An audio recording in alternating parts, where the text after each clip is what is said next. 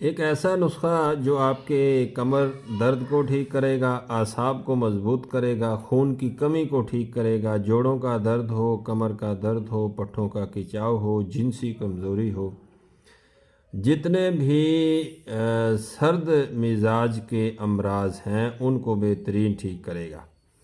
और इतना ख़र्चा भी नहीं है, मतलब बनाना भी कोई मुश्किल नहीं है, सादा सी चीज़ें हैं।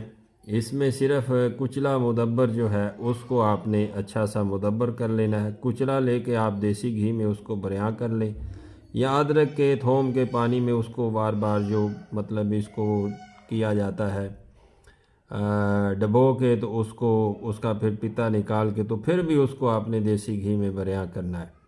तो देसी घी में उसको बरियां कर लें, उसका बारीक पाउडर कर लें। तो 5 तोले कुचला मुदब्बर लेना है। अच्छी किस्म की सलाजीत 5 तोला लेनी है।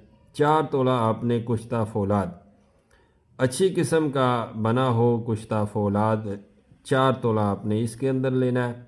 और फिलफिल दराज, फिलफिल स्याह यानी काली मिर्च आपने 2 तोला लेनी है। ये 4 अज्जा हैं, मैंने आपको बता दिए हैं।